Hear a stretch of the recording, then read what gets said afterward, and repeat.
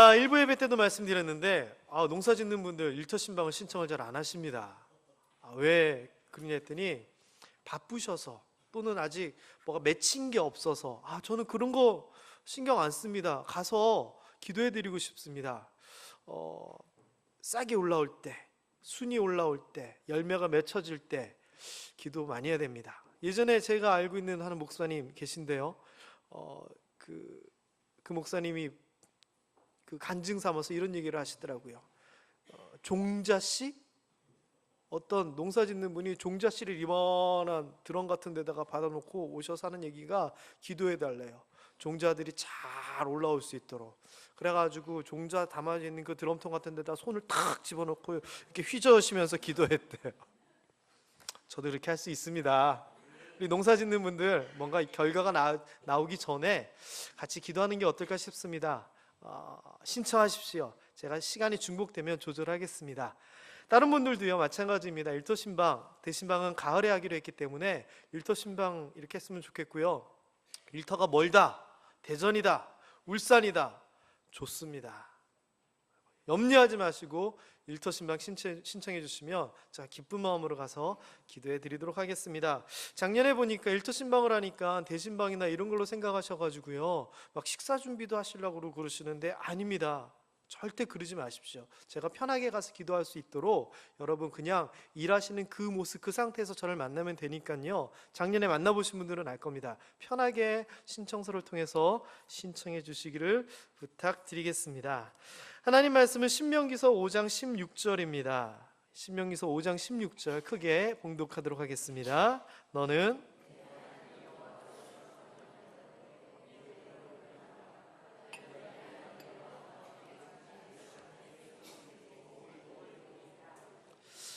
어버이날입니다. 게다가 어버이 주일로 지킵니다.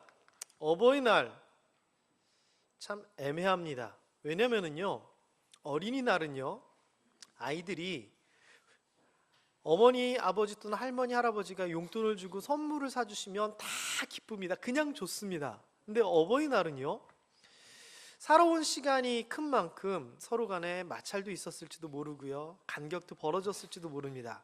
그래서 화목하고 아름다운 가정이 있을 수도 있겠지만 사실상 마음이 조금 불편한 가정들도 있습니다. 그런데 그러한 때라도 이 어버이날 피해갈 수가 없잖아요. 저도 그 대학교 들어가 가지고요 이제 막 20살이 되니까 19살까지의 말 잘 듣고 순종하던 아들 김세용이 어른이 됐다고 부모님하고 의견이 차이가 나기 시작합니다. 그러면서 이른바 20살이 되면서부터 저의 길을 가겠다고 하면서 어머님과 갈등이 이제 심해지죠. 지금은 이제 그 갈등이 거의 한 25년 지나가다 보니까 이제는 거의 제가 주도적으로 하는 것 같은데 20살 때 대단했었습니다. 그래가지고요 그러다가 군대 죄송합니다 방위 죄송합니다 6개월 방위를 마치고 돌아와서 무슨 생각이 들었냐, 이제 나도 남자고 어른이기 때문에 제가 결정하는 대로 제 삶을 살아나겠다 이런 생각들이 굉장히 강하게 됐습니다. 그러다 보니 마찰이 생기지요. 친구네 가서 며칠 동안 놀다 오고도 싶고 어디도 가고 싶고, 근데 부모님 입장에서는 아직도 아이 같고 그렇기 때문에 뭔가가 조율이 잘 안 될 때가 있었습니다. 그러던 어느 날 그렇다고 제가 항상 싸우고 이랬던 건 아닙니다. 마침 또 무슨 일이 있어가지고 이게 갈등이 돼 있는데 어버이날인 겁니다. 진짜 말 그대로 미치겠더라고요. 제가 자존심 때문에 물러설 수는 없는데 어버이날이기 때문에 선물도 해드려야 되고 감사합니다, 사랑합니다 해야 되고, 와 정말 힘들더라고요. 우리 모함교회는 그런 마음 가진 자녀들 또는 부모님도 마찬가지일 거예요. 그런 상황에 처한 부모님들 한 명도 없게 되기를 주님의 이름으로 축원합니다. 그런데 그럼에도 불구하고요 어버이날 마음이 불편할 수 있습니다. 오늘 그 이야기를 한번 나눠보고자 합니다. 자, 신명기 제가 한번 정리해 드린 적이 있습니다. 신명기는요 다시 신자입니다. 새로운 신자가 아닙니다. 저는 이 신자가 신발 신자인 줄 알았어요. 생긴 게 신발 같잖아요. 이 다시 신자, 그리고 명하다 할 때 명자입니다. 그리고 기록할 기자입니다. 그러니까 다시 명령한 것을 기록해 놓은 책이다라고 하는 게 신명기라고 하는 뜻이에요. 이거는요, 모세가 자기는 가나안에 들어가는 게 허락받지 못한 상황에서 이제 자기 후손들, 자기의 자녀들이 가나안으로 들어갈 그쯤에 그들이 너무나 안타깝고 너무나 사랑스럽고 또 말 그대로 불안해서 예전에 시내산에서 받은 십계명, 하나님께서 주셨던 이런 율법들에 대해서 다시 한번 재차 당부하는, 그리고 그거를 설교처럼 얘기한 것이 신명기입니다. 그러니까 다시금 하나님의 말씀을 전한 글이 신명기지요. 이 신명기는요, 이 십계명을 비롯한 근본적인 율법을 아주 강력하게, 그러면서도 세밀하게 강조를 해왔습니다. 이 율법의 핵심이라는 것이 사실은 굉장히 간단합니다. 율법이 해야 될 것이 뭐 300 몇 가지고 하지 말아야 될 것이 몇 가지고 뭐 이렇게 막 숫자를 가지고 얘기를 하면 굉장히 많은 것 같은데요, 율법의 큰 흐름은 크게 두 가지입니다. 예수님께서도요, 신약에 한 사람이 율법 중에 가장 큰 율법이 뭡니까? 라고 했을 때 율법의 가장 큰 것은 첫째는 하나님을 사랑하는 것이고 둘째는 내 이웃을 내 몸과 같이 사랑하는 것이다. 이것이 모든 선지자와 율법의 강령, 요약이니라 라고 말씀을 하십니다. 이게 정답입니다. 율법을 다 이리저리 따져보면 두 가지입니다. 십계명도 마찬가지고요. 뭐냐? 하나님을 향한 것과 이웃 사람을 향한 것입니다. 그래서 십계명도요, 1계명부터 4계명까지는 하나님에 대한 것입니다. 나 외 다른 신을 두지 마라, 우상을 만들지 말라, 여호와 이름을 망령되이 여기지 마라, 내가 거룩하게 한 날 이 날을 안식일로 거룩하게 지켜라, 하나님과 관련된 이야기죠. 그리고 5계명부터 10계명까지 6개는 사람 사이에 살아감에 있어서 가장 중요한 계명 6개를 하나님께서 명령하신 겁니다. 그리고 이 신명기에서는 이러한 율법에 대한 이야기들을 다시금 강조를 하는데, 그러면서요, 이른바 설명을 좀 더 덧붙이고 명확하게 이해할 수 있도록 합니다. 그리고요, 그 가운데 왜 율법을 지켜야 되는지 그 동기가 정확하게 나옵니다. 예를 들면 이런 겁니다. 너 잘 되고 싶어? 하나님 뜻대로 행해야 돼. 하나님이 하나님의 말씀을 듣고 지키는 자에게 복을 주신다 그런 거야. 그러니까 우리가 괜히 이 율법 지키는 게 아니라 하나님 뜻대로 하지 않으면 잘못되니까, 이런 식으로 동기를 부여하는 겁니다. 그리고 이 동기를 부여할 뿐만 아니라 보상을 얘기합니다. 동기가 이러니까 이렇게 해야 돼, 이른바 채찍질과 같은 거라면은 보상은요, 당근과 같은 겁니다. 그러면서 하는 얘기가, 봐, 하나님의 말씀을 잘 듣고 지키면은 이런 복도 주신대 라고 모세가 자기 후대를 위하여 상세하게 설명을 하는 겁니다. 이런 보상과 동기에 대해서는 여러분이 잘 알고 계시는 신명기 28장 들어가도 복을 받고 나와도 복을 받고 떡반죽도 복을 받고 뭐도 복을 받고 복복복복 얘기하는, 여기에 아주 잘 나와 있습니다. 하지만 이 모든 것이 신명기 전체의 흐름에서요 다 나옵니다. 신명기 내용이 뭐냐? 율법을 잘 지키십시오, 그러면 복 받습니다, 이거인 거죠. 그리고 이러한 것들이 아주 핵심적으로 축약되어 있는 부분이 쉐마라고 부르는, 지난 주일 오후 예배 때 제가 막 이런 것도 보여주고 이런 것도 보여드렸죠? 아시는 분들만 아시는 겁니다. 쉐마라고 신명기 6장과 신명기 11장에 네가 하나님을 사랑하면은 하나님께서 이런 복을 주실 것이다 라고 하는 절대 잊지 말아야 될 핵심 말씀도 이 신명기 안에 들어 있습니다. 그래서 이스라엘 사람들은요, 모세가 강조했던 거, 그 말씀의 축복의 핵심인 쉐마를 정말 문에도 붙여놓고 이마에도 붙이고 팔에도 붙이고 어디서든지 묵상하고 떠나지 아니하려고 정말 굉장히 노력을 해왔습니다. 그게 모세가 이 신명기서를 통하여 가나안에 들어가기 전에 당부했던 그게 지금까지 연결되는 겁니다. 자, 이러한 중요한 것들을 신명기 4장 44절에 보면은요, 모세가 이스라엘 자손에게 선포합니다. 선포. 이 선포라고 하는 것은 뭐죠? 공식적으로 이야기를 하는 겁니다. 모든 사람들에게 이야기를 하는 겁니다. 그리고 그것에 대하여서 확실하게 알아들으라라고 얘기를 하는 거죠.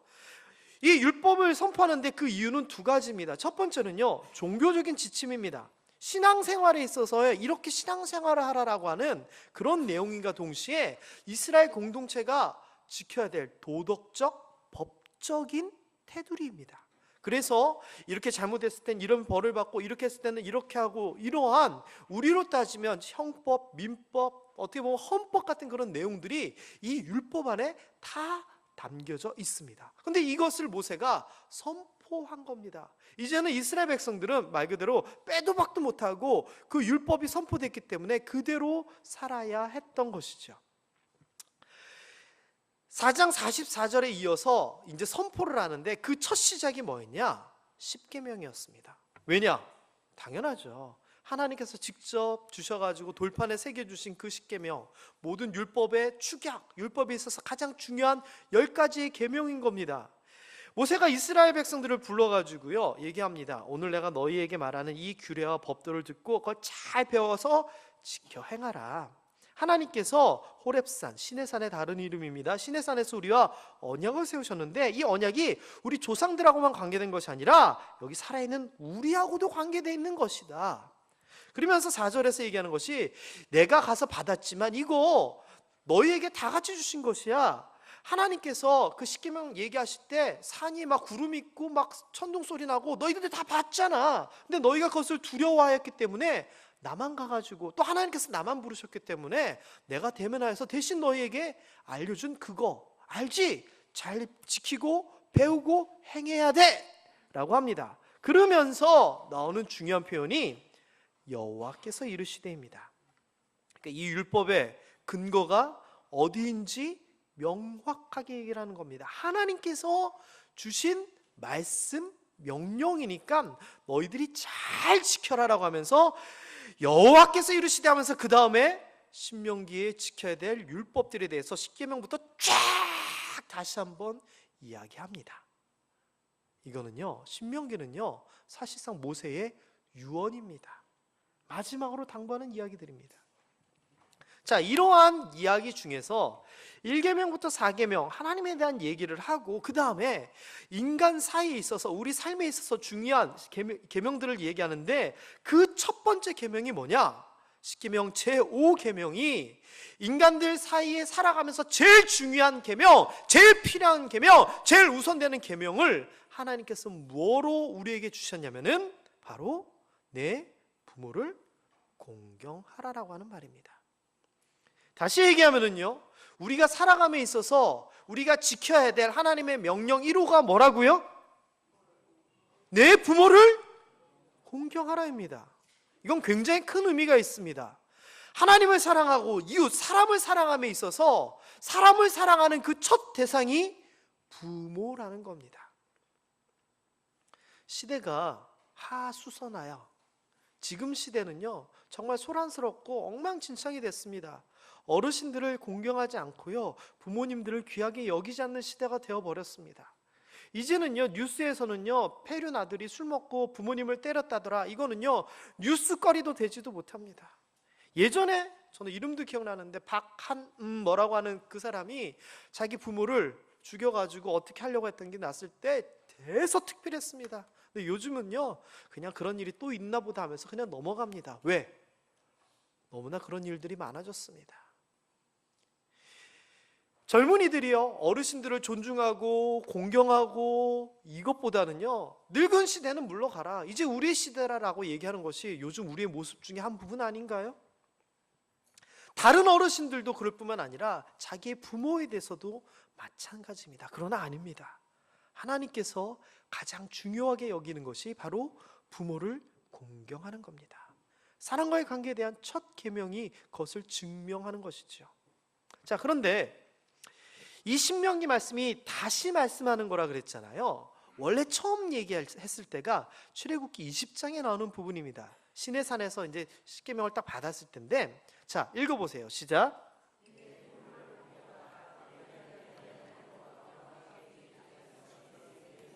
자, 그런데요 아까 봤던 신명기에 모세가 이 이야기를 하면서요 말을 조금 덧붙입니다.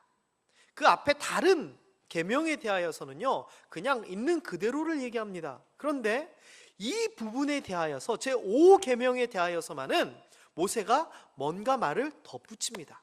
이게요, 하나님의 말씀을 변주하고 가감하고 그 내용이 아니라 아까 신명기라고 하는 것이 하나님의 율법에 대해서 동기를 부여하고 보상을 얘기해서 잘 설명하는 것이 목적이라 그랬잖아요.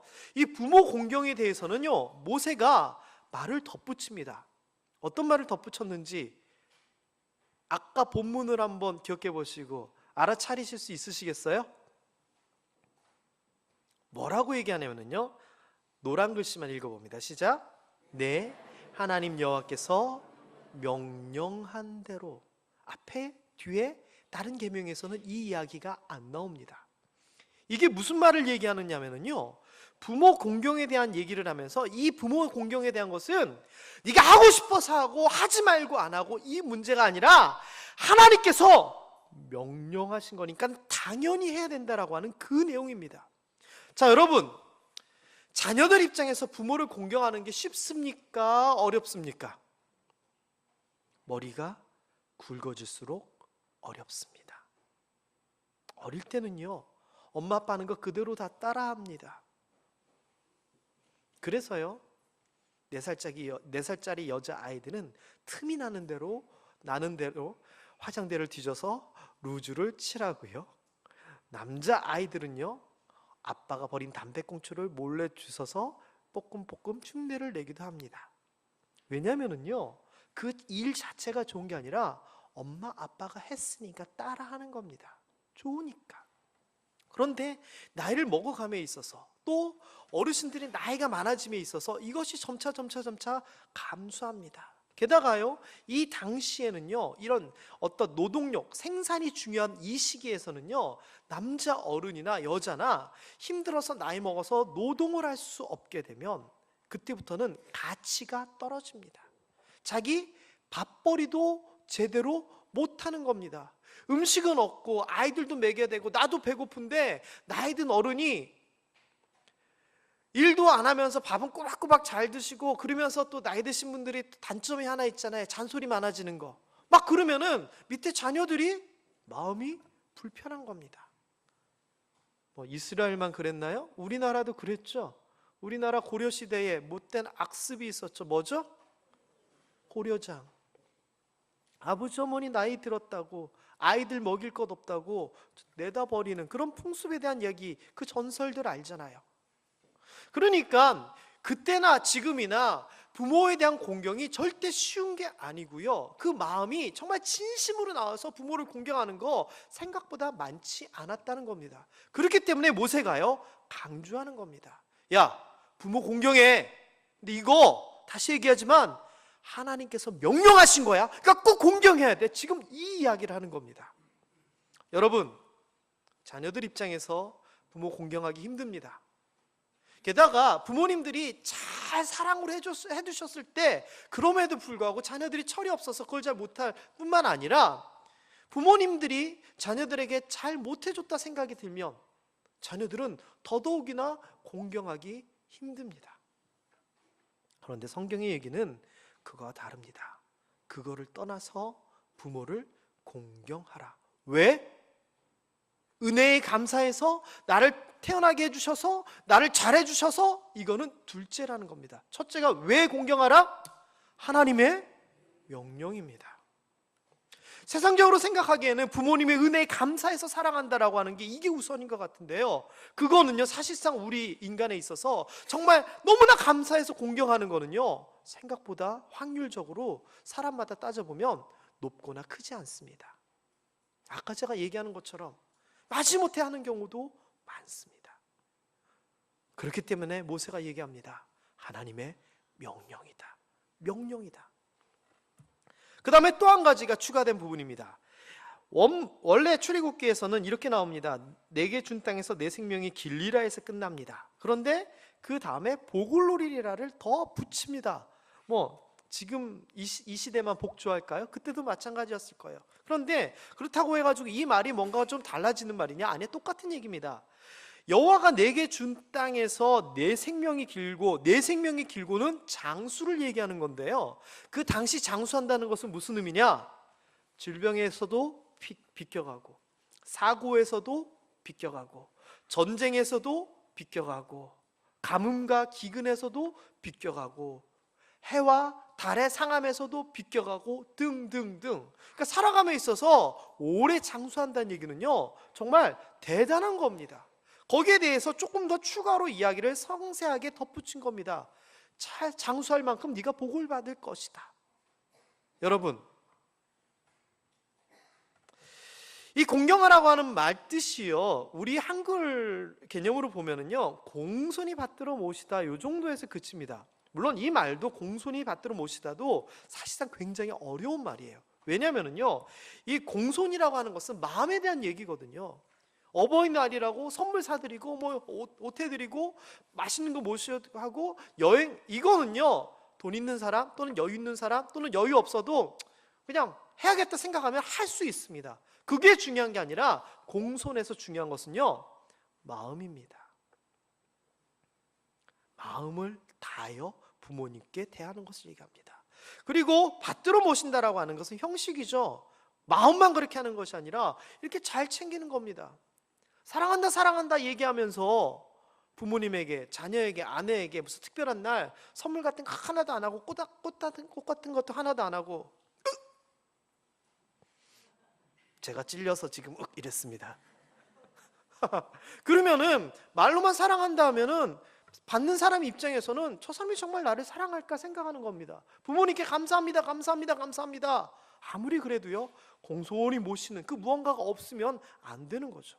그러니까 이 공경하라라고 하는 이 말은요, 공손히 받들어 모시다라고 하는 이 말은요, 마음과 겉으로 드러나는 이런 것들이 함께하는 것을 얘기합니다. 자, 그런데요, 원어적으로 따지면은요, 이 공경하다라고 하는 의미는 조금 더 깊은 의미가 있고요, 아주 묘한 뉘앙스를 가지고 있습니다. 히브리 말로 카바드라고 하는 말을 쓰는데요, 이 카바드라고 하는 말은 두 가지 의미를 가지고 있습니다. 첫 번째 의미는요, 무겁고 괴롭고 힘들고 짐스럽고 누를 끼치다, 좀 부담스러운 그런 표현이고요.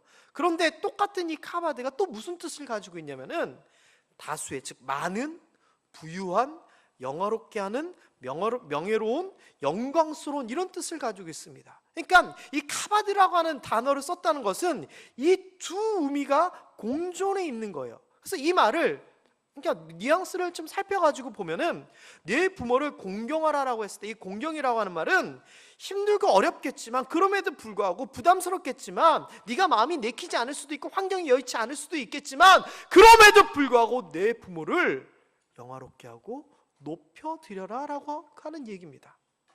다시 얘기하면은요, 부모를 공경하는 그 자체가 어렵다는 겁니다. 그렇지만 어려움에도 불구하고, 마음이 불편함에도 불구하고, 그럼에도 불구하고 하라고 카바드라고 하는 용어를 쓰면서 얘기를 합니다. 그리고선 그 앞에 설명을 덧붙인 거죠. 뭐라고? 이게 하나님의 명령이다.